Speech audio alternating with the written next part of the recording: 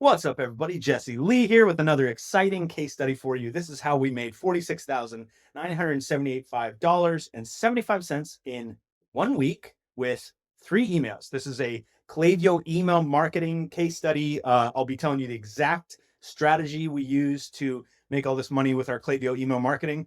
Yeah, there's a really cool, powerful strategy that I want to show you. And I'm going to give you the exact framework for all of this stuff. You'll be able to download it below. You'll be able to follow along. I want to show you the framework in a moment.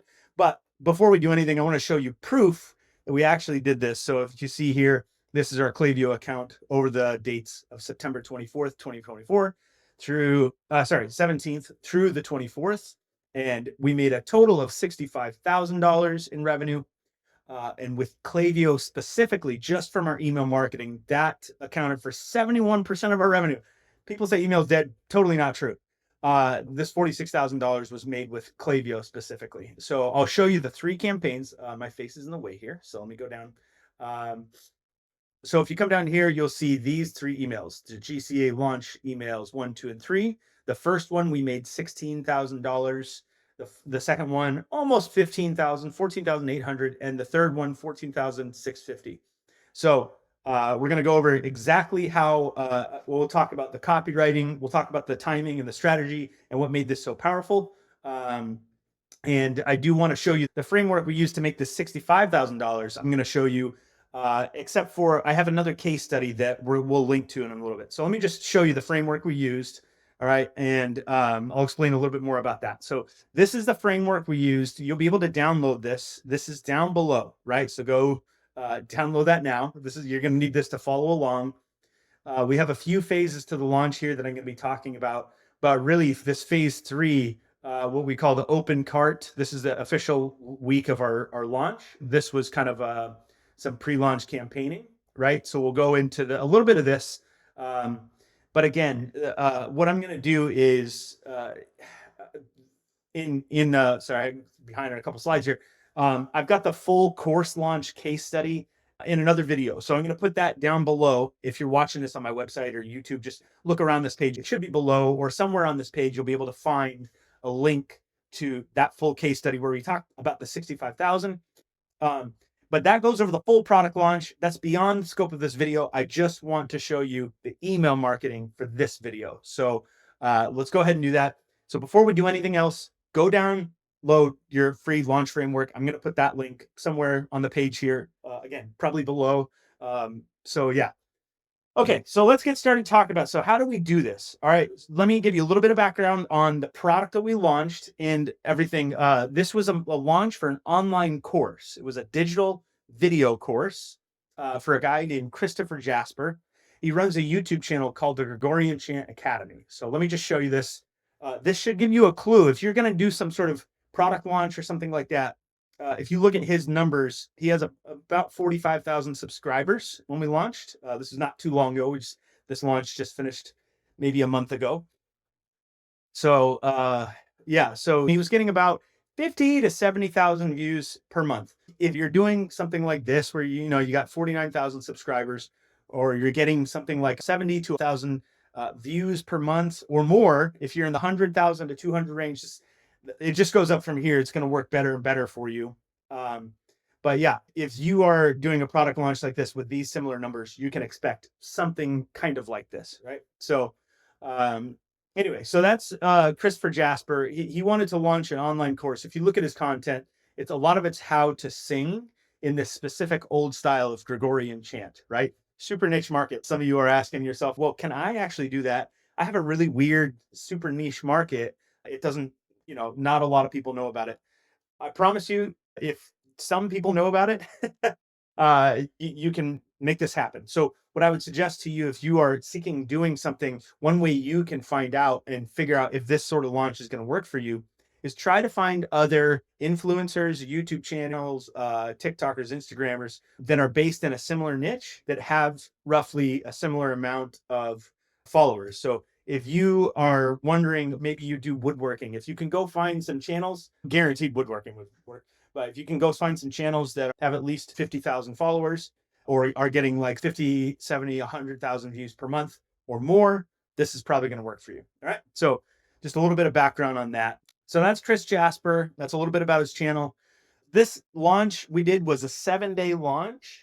And like I'd mentioned on our product launch here, the 7 days took place in this phase 3: open cart, mid cart, closed cart. So this is the 3 email strategy. I'll talk about these other ones in a moment, but what we did is, as you can see, the pre-launch, I'll talk a little bit about this, but I go way more in depth on the other case study. So if you want to know more about the pre-launch and the primer and all this other stuff, um, you go check that out, because that's going to give you way more information. I'm going to show you all the landing pages we used, right? So here, I'm just telling you the steps. We made an early adopter page where we sent a bunch of traffic to it for what I call the primer. And then for the pre-launch, again, we did a similar thing a couple weeks later. Each of these phases lasting maybe 1 to 2 weeks. We did about 2 weeks in between each one. And then we sent traffic from all his platforms to pre-launch content, which was a really nice a piece of content to really get people excited about what they were going to have in the course, right? So, and then this is what I really want to cover in this video, is this strategy here, the way we time this. So we'll talk about the timing first, and then we're going to get into the email strategy itself, and I'll talk a little bit about the copywriting. We knew we wanted to have a hard deadline, because there's nothing better than a hard deadline to get people to act. One of the reasons I do these product launches this way, and I know everyone loves automated funnels, evergreen stuff, but the thing about a live product launch is that the excitement is there. People love the excitement. And then when you have an actual hard cutoff, people really tend to act. This is why Black Friday is actually one of the most, like basically the highest revenue day in the entire year for things like e-commerce companies. It's because a lot of people offer this hard cutoff of like midnight on Black Friday, or midnight now, Cyber Monday, right? They keep on extending it out, Giving Tuesday. Who knows? It's going to be on Wednesday.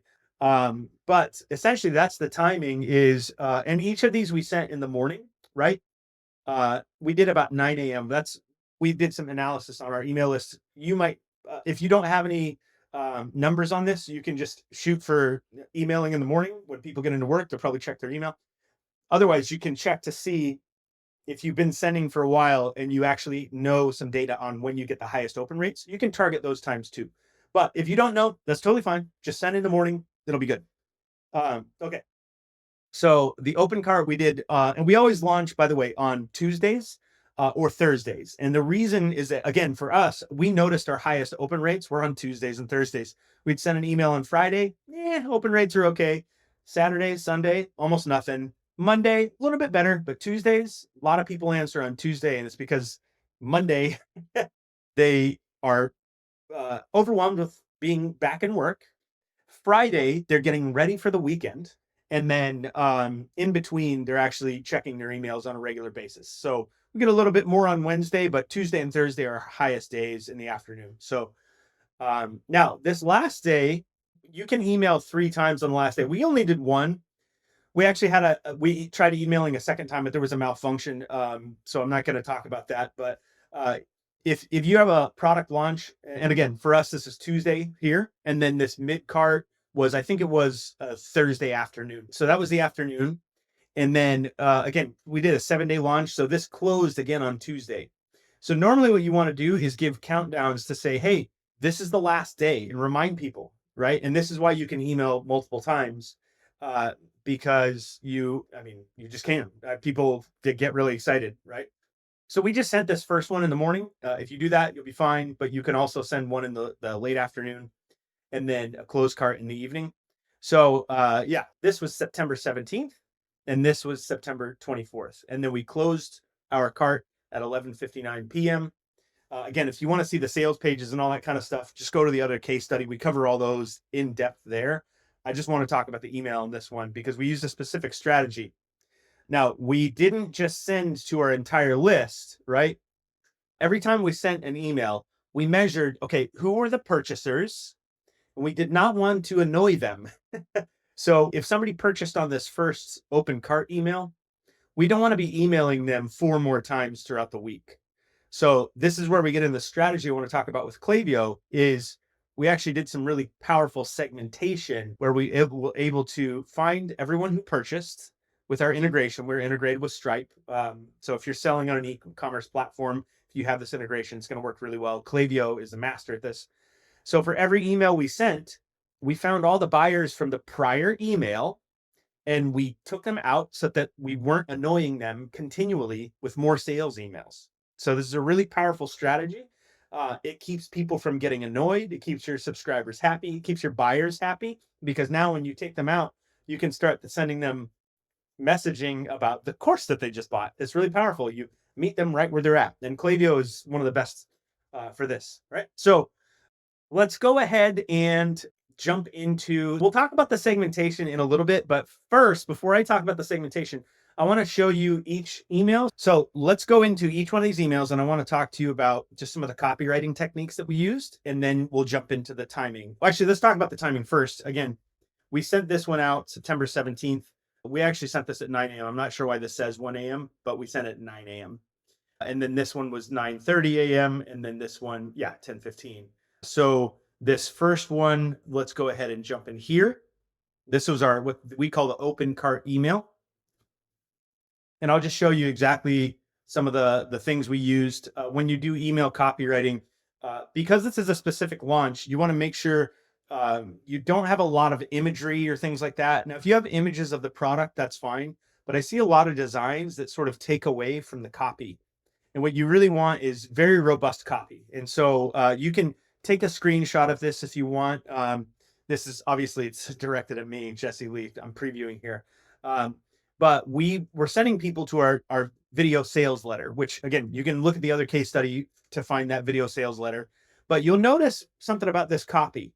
It's I got a couple lines here that are full paragraphs, but I really do try to break it up for my eye. I see a lot of people that put like a giant wall of text as if they're writing an essay. That doesn't really convert well. So if you want to get a good click-through rate, you really need to break things up. So you'll notice I put things in smaller paragraphs. I put certain things in bold, and then we also do bullet points, right? So yeah, so that's the first thing. The second thing you'll notice is, again, we always put, look, this is the opening day, right? We want to let you know, but we spell it out really clear. Look, here's the deadline, September 24th at 11:59 p.m. If you don't get in by that time, you're out. So typically what we see is when we do these first emails, we get a bunch of emails right off the bat, right when the card opens. And this is not just from email. We see this from Instagram and all of our other traffic channels too, because we were launching on YouTube, Instagram, all these different things. So that was how we opened this. Again, if you want to take a screenshot and hack this copy, I welcome you to do that. All I ask is don't plagiarize. That's not cool. It's not legal. We have rights over this stuff, but you can take the format. You can do whatever you want. You can utilize some of the same techniques here. So now let's go to the next one, and you'll see some of the same principles at work in that. Campaigns, where was the second campaign? Okay, here we are. So this one got a slightly lower click rate, but still pretty good. Again, we're going to talk about the segmentation in a minute, but I just want to show you the actual emails. Again, you'll notice oh, by the way, this is an A/B test. We're testing to see what would get a higher conversion, the banner at the top, or if you noticed in the last email, we had one at the bottom. So we're testing this as we go. Okay, so you'll notice, again, spaced out. I really try to have no more than 2 or 3 lines. I know the last one had 4 or 5 lines in one of the paragraphs, but I generally don't do that. 2 or 3 lines max. And then my CTAs and links, sometimes I'll just have on a single line. And you notice more bullets, and then some things to just break up the text. We got a little emojis here. We got some bold letters. We have some, yeah, just different things going on here. So again, you want to try to visually, if you stand back, you want to kind of be able to see that things are broken up instead of just a giant wall of text. And when the other principle here is, normally when you put a link at the top, if people are already kind of familiar, like these people already got one email, we explained a bunch to them, put the link at the bottom. This one we're optimizing for click-through rate, so we put the link at the top for them to get started with right away if they want. So there's that. And again, notice we're hammering that deadline, 11:59 p.m. Eastern time, right?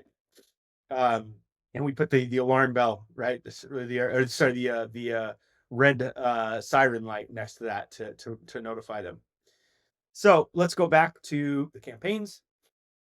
I'm going to show you the very last one. This one here, this one did 14,000. You notice the click rate goes down a little bit every time. That's fine. So it's because you're weeding out more and more of the buyers, right? So now I broke the rule in this one, but I did it for a reason. So, I said we normally try to not do anything more than 3 lines, right? This one, we have a giant block of text here, but the reason is because this is one single testimonial. So we wanted to let people know, like, hey, this is what our previous students have experienced.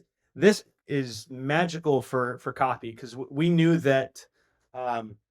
knew that our audience was really struggling with the idea of going and getting a full music degree because Gregorian chant is typically a higher brow sort of music. It's not like you can just pick up a guitar. It's not like learning pop where it's like, okay, just learn a couple chords and then get started.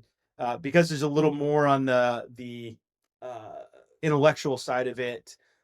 Not a lot of people get this sort of education without going for a full degree. We knew that was a problem with our whole audience, and so this testimonial really hit that specific pain point really hard, right? We knew that feedback from our audience. If you want to know where we got this feedback from our audience, is in that other case study, we talk about all how we gathered that feedback to inform basically all of our copywriting. So we knew what, and this is really the magic with any email marketing or anything like that. You can do all the segmentation and fancy CTA tricks and all these different things. But really, what comes through the most is, are you speaking to the pain points of your audience? That's the most important thing. And so that's why we left this one as like a giant block of text, is so that people could really see. And this also builds the authority of Chris because it actually mentions his name in there. Another thing that we knew people they'd struggle with, not just the commitment of an upper college course, but also the part of it's the time commitment, but also the financial commitment. So that was the other thing this testimonial hits on, is like, this is actually much cheaper than a college course. And then for this last one, normally for these, we were sending them to our video sales letter. Again, you can see that in the other case study. But for this last one, we knew some of these people might have already watched the video because they've gotten a couple emails. So we actually were like, well, let's send them directly to the payment page to see if we can get them to buy. And so we actually provided 2 links. One of them was directly the payment page. The other one was to our video sales letter, which again is explained in the other video. So that's the main strategy we used. We sent, basically 2 or 3 days apart for each one. And then we sent in the morning, as you can see, 10 a.m. You get this nice spike of opens. We noticed that that's just when we get the best opens. So that's what time we wanted to send. So how did we exclude buyers? This is something called segmentation. I know I mentioned this before. I want to share with you. How do you find those buyers? If we send email one, we want to figure out who all those buyers are and then exclude them, you have to do that somehow, right? The way you do that is with whatever your email marketing. A lot of them can do this. And so if you don't have Klaviyo, you can do this on Constant Contact, Active Campaign. I think ConvertKit does it. Pretty much most email marketing tools should be able to integrate with whatever you're selling. So we have ours integrated with our Stripe payment platform, but this would work with Shopify. This would work if you're doing some online course with ClickFunnels or any of that kind of stuff. You can segment people out who are buying. So what you do, here's the basic uh, tactic, right? Everyone who purchases, you put them on a list, and then you just exclude that list from every time you send, right? So we have our giant list. We call it 180-day active email subscribers. This is anybody who's interacted with our business in the last 180 days, right? Basically, all of our subscribers. They've been on our website, all these different things. They've opened an email in the last 180 days. Um, and then we have a different segment. You'll notice this is a little bit smaller, right? So this is basically all of our active subscribers for the past 6 months. We got 7,400 in there. Now we wanted to find all of our active subscribers, but we wanted to exclude everyone who has not purchased within a certain time frame. And for us, we knew that we wanted to find everyone who started purchasing on the 17th, and anybody who purchased from then through the 24th, we would exclude them. So that's what this segment is. So instead of just showing you, I'm going to walk you through how to build it. All right. So let's go ahead and do that. We're going to create a new segment here. Okay, so here we are in the segment builder. The first definition I always use for any segment is I want to make sure I'm only emailing people who have subscribed. Because as you know, in certain platforms like Klaviyo, if somebody unsubscribes, they might still be in your database kicking around somewhere. So we just want to exclude anybody who has not. And so in Klaviyo, the way we do that is we just say if someone can or cannot receive marketing, and we set to can receive, and we want this to be an email marketing campaign. So we'll set email marketing, right? Now, we want to find all of those subscribers and then exclude the ones who have actually purchased after a certain time period. So the way we do that is, what was our time period? If you don't remember, it was September 17th, and we were going to the 24th, right? So we'll say add a condition, and then we're going to use the and function here. So we'll say and, let me move my face here so I don't get in the way, and what someone has or has not done, right? Now, we have this integrated with our Stripe platform. So if you're on, you might be on Shopify or WooCommerce, or who knows what you're using to check out. But for us, we're going directly to Stripe. And so Stripe sends its own metrics, right? But you'll see our site is also integrated with Wix. So there's a bunch of Wix property here, right? If you're on Wix, you might see this ordered product. On Shopify, you might see something similar. But for Stripe, it's the metric is this one here where it says, let's see, successfully paid. So, and you might have this for different products. We're only selling one product, so it doesn't matter what we measure successfully paid for. It's the only thing we're measuring for. But if you have multiple products, you should be able to filter by product here. Just know that that's a possibility if you're trying to segment by one specific product. Okay. So as you can see, successfully paid. And then we're going to say at least once. And instead of saying in the last, we're going to say after, right?